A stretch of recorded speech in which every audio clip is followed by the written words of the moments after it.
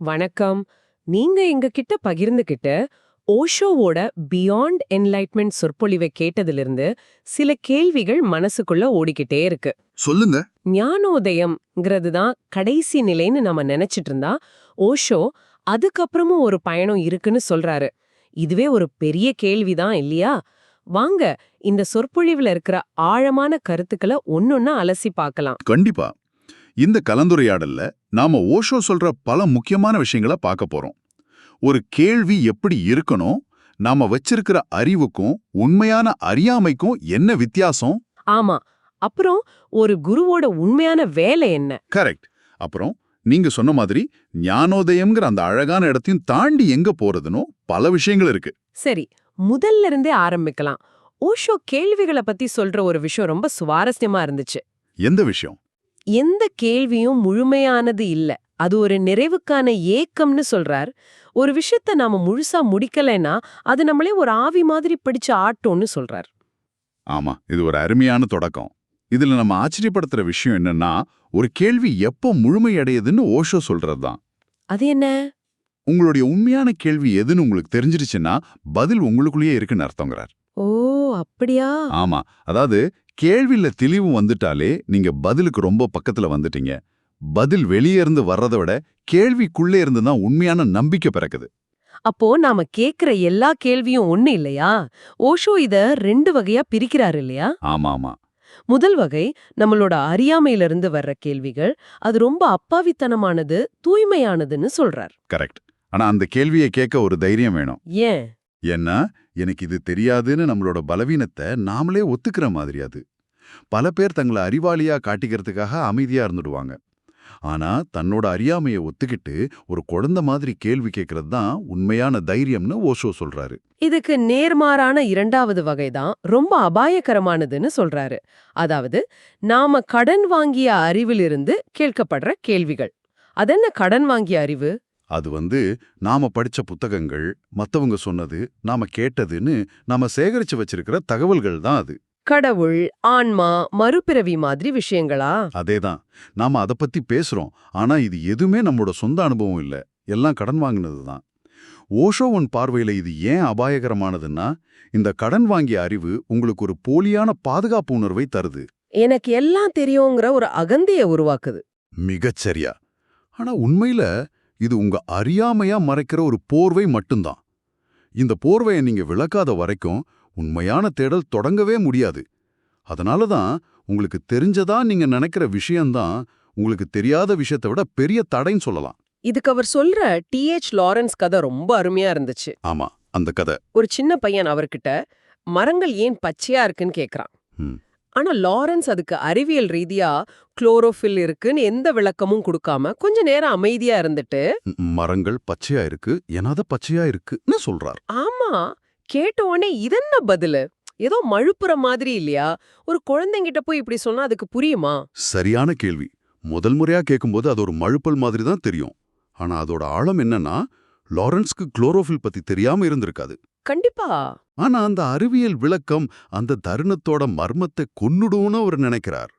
எல்லாத்துக்கும் என்கிட்ட பதில் இருக்குங்கிற அகந்தைய விட சில விஷயங்கள் அப்படிதான் இருக்கு, அதை அப்படியே ரசிக்கலாம்ங்கிற நேர்மை தான் அங்க வெளிப்படுது. ஓ, குழந்தைங்களுக்கு பொய் சொல்லி ஏமாத்த அவர் விரும்பல. அதுதான் ஓஷோவோட அறிவுரை. இதுதான் உங்க சொந்த உண்மையான அறியாமையில் இருந்து கேள்வி கேளுங்க. கடன் வாங்கிய அறிவை விட உங்களுக்கு சொந்தமான அறியாமை தான் ஒரு புதையல்.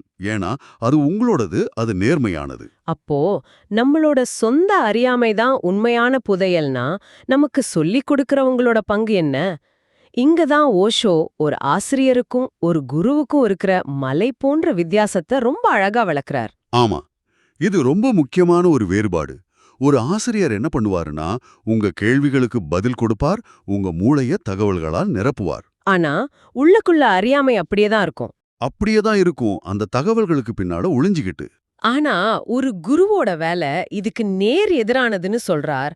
அவரு பதில்களை தர்றதில்ல, நம்மளோட கேள்விகளையே கொன்னுடுறாருன்னு சொல்றாரு. இது எப்படி சாத்தியம்?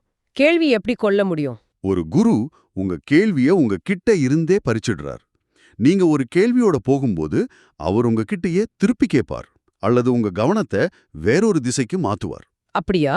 ஆமா, நீங்க எந்த நம்பிக்கையில அந்த கேள்வியை கேக்குறீங்களோ அந்த அடிப்படையையே அவர் தகர்த்துடுவார். உங்களுடைய எல்லா கேள்விகளும் அழிக்கப்படும் போது அறியாமைக்கு ஒளிஞ்சுக்க இடம் இல்லாம அதுவும் தானா மறைஞ்சிடும். அப்போ மிச்சம் இருக்கிறது என்ன? பதில்கள் இல்லை, ஒரு விதமான அப்பாவித்தனம் மட்டும்தான்.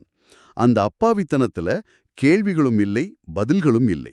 ஓஷோவின் பார்வையில இந்த கேள்விகள் மற்றும் பதில்களின் உலகத்தை கடந்த இந்த அப்பாவித்தனமான நிலைதான் ஞானோதயம். கரெக்ட். இது ஒரு பரவசமான ஆனந்தமான அனுபவம். ஆயிரக்கணக்கான தாமரைகள் நமக்குள்ள மலர்ற மாதிரி இருக்கும்னு வர்ணிக்கிறார். கௌதம புத்தர் இது தாமரை ஸ்வர்க்கம் அப்படின்னு சொன்னதாவும் குறிப்பிடுறாரு.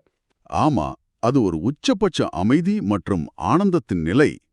எல்லா கேள்விகளும் அடங்கி பதில்களுக்கான தேடலும் முடிஞ்சு நீங்க முழுமையா அந்த க்ஷணத்துல இருக்கிற ஒரு நிலை அது. இங்குதான் கதையில ஒரு பெரிய ட்விஸ்ட் வருது. ஞானோதயம் அடைஞ்சா எல்லாம் முடிஞ்சது, அதுதான் கடைசி ஸ்டாப்னு நான் நினைச்சேன். எல்லாரும் அப்படிதான் நினைக்கிறாங்க.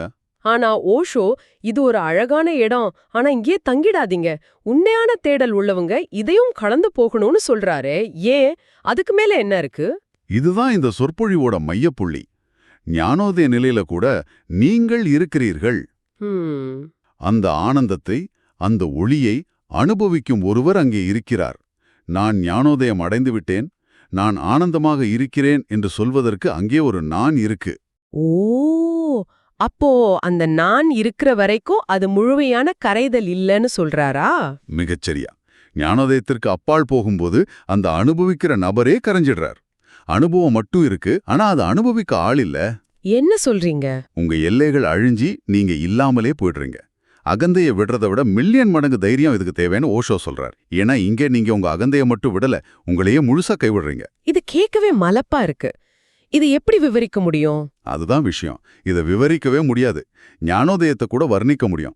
1000 சூரியன்கள் உதிச்ச மாதிரி இருந்துச்சு, பேரானந்தமா இருந்துச்சுன்னு நிறைய பேர் சொல்லியிருக்காங்க. ஆனா ஞானோதயத்திற்கு அப்பால்பட்ட நிலையே விவரிக்கவே முடியாது. ஏன்னா அதை விவரிக்க அங்கே யாரும் இருக்க மாட்டாங்க. நீங்க பிரபஞ்சத்தோட ஒன்னா கரைஞ்சிடுறீங்க. அங்க நீங்கன்னு ஒருத்தர் இல்ல. இந்த தன்னை இழக்கிற தைரியம் எல்லாருக்கும் வராது. ஒருவேளை அதனாலதான் மனுஷங்க ஒரு குழுவா, ஒரு அமைப்பா பாதுகாப்பு தேடிக்கிறாங்களோ? இருக்கலாம். இதுதான் ஓஷோ சீடர்களுக்குள்ள இருக்கிற உறவை பத்தி பேசுறதுக்கு காரணமா இருக்குமோ? அவர் சீடர்களுக்குள்ள எந்த உறவும் தேவையில்லைன்னு சொல்றது ரொம்ப ஆச்சரியமா இருந்துச்சு. ஆனா அது மரபான மத அமைப்புகளோட அடிப்படையே கேள்வி கேட்கிற ஒரு விஷயம்.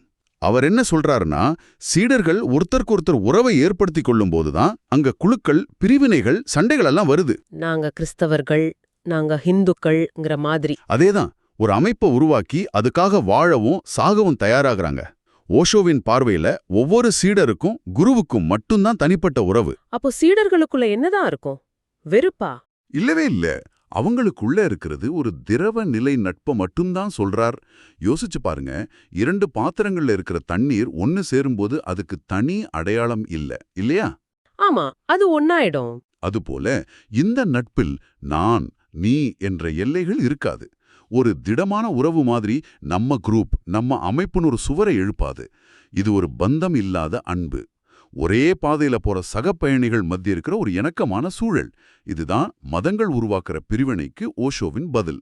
இது நம்மளோட அடிப்படை பயத்தோட சம்பந்தப்பட்டதுன்னு நினைக்கிறேன். அதாவது தன்னை இழந்து விடுவோமோங்கிற பயம். கரெக்ட். ஒரு குழுவோடு இருக்கும்போது ஒரு பாதுகாப்பு உணர்வு கிடைக்குது. ஆனா தனியா ஒரு குருவை நோக்கி போகும்போது அந்த பயம் அதிகமாகுது. கரெக்ட். மனிதனோட எல்லா பயத்துக்கும் ஆணிவேர் இதுதான்னு ஓஷோ சொல்றார். அது காதலா இருக்கலாம், மரணமா இருக்கலாம், ஏன் ஒரு குருவோட அருகாமையா கூட இருக்கலாம். எல்லா இடத்துலயும் பயம் ஒண்ணுதான், நம்மள நாம இழந்துடுவோமோங்கிறது தான். இத விளக்க ஒரு உதாரணம் சொல்றாரே. ஆமா, விலங்குகளோட எல்லை கோட்பாட்டை ஒரு அருமையான உதாரணமா சொல்றார். அது என்ன எல்லை கோட்பாடு? காட்டு விலங்குகள் தங்களோட எல்லைய சிறுநீர் கழிச்சோ இல்ல வேற வாசனைகள் மூலமாகவோ மார்க் பண்ணி வச்சுக்கும். அதுதான் அதோட ராஜ்யம். ஆமா, பாத்திருக்கோம். வேற விலங்கு அந்த எல்லைக்குள்ள வந்தா அத ஆபத்துன்னு நினைச்சு தாக்கும். ஆனா மிருகக் காட்சி சாலையில அந்த எல்லை பறிக்கப்படும் போது அதுங்க மன அழுத்தத்துக்கு ஆளாகி தற்கொலை பண்ணிக்குது, ஓரினச் சேர்க்கையில ஈடுபடுது, தன்னோட இனத்தையே தாக்குது. அடப்பாமே. அதே மாதிரி தான் மனிதர்களும். ஆனா நம்ம எல்லை பௌதீகமானது இல்ல, உளவியல் ரீதியானது. நம்ம அறிவு, பட்டம், புகழ், அடையாளம், இது எல்லாம் தான் நம்ம எல்லை. ஓ. ஒரு குருவோட அருகாமையில போகும்போது அவரோட பிரகாசத்துல நம்மளோட இந்த உளவியல் எல்லைகள் எல்லாம் ஒண்ணுமே இல்லைன்னு தெரிஞ்சிடுமோன்னு நாம பயப்படுறோம். இதுக்கு அவர் சொல்ற வால்டேர் கதை மனசு ரொம்ப பாதிச்சது. புகழின் உச்சியில இருந்தப்போ அவரோட ஆடையில ஒரு துண்டாவது கிடைக்கணும்னு மக்கள் அவரை பின்தொடர்ந்து ஆடைய கிழிச்சு உடலை கீறிடுவாங்களாம். நினைச்சு பார்க்கவே முடியல. போலீஸ் பாதுகாப்பு இல்லாம அவரால வெளியே போக முடியாத நிலைமை. ஆனா அதே வால்டேர் புகழ் மங்கி இறந்தப்போ அவரோட உடலை தூக்க 4 பேர் தான் இருந்தாங்க. அதுல ஒருத்தர் அவரோட நாய், மத்த 3 பேர் அக்கம் பக்கத்துல இருந்தவங்க. ரொம்ப சோகம். சாகரத்துக்கு முன்னால அவர் எழுதினாராம், நான் தோற்கடிக்கப்பட்ட மனிதனாக இறக்கிறேன்னு. பாருங்க, ஒரு காலத்துல இந்த புகழிலிருந்து விடுபடணும்னு ஆசைப்பட்ட மனுஷன் அது போனதும் தோத்துட்டு தான் உணர்றார். இது கேட்கவே கஷ்டமா இருக்கு. ஒரு மனுஷன் தம் வாழ்க்கையவே புகழுக்காக அர்ப்பணிச்சு கடைசியில தனிமையில சாகுறது. நாம பிடிச்சு வச்சிருக்கிற இந்த அடையாளங்கள் எல்லாம் எவ்ளோ போலியானதுன்னு இது காட்டுது இல்லையா? நிச்சயமா ஓஷோவோட கருத்து இதுதான். இந்த பயத்தை விட்டு உங்களை வெறுமையாக்கிக் கொள்ள நீங்க தயாராகும்போது தான் உங்களுக்குள் இருக்கிற ஆன்மீக விதி முளைக்கும். நம்ம அறிவு, புகழ், அடையாளம்னு நாம இறுக்கமா பிடிச்சுக்கிட்டு இருக்கிற இந்த குப்பைகள். ஆமா, இந்த குப்பைகள் எல்லாம் அந்த விதைக்கு மேல ஒரு பாறை மாதிரி இருக்கு.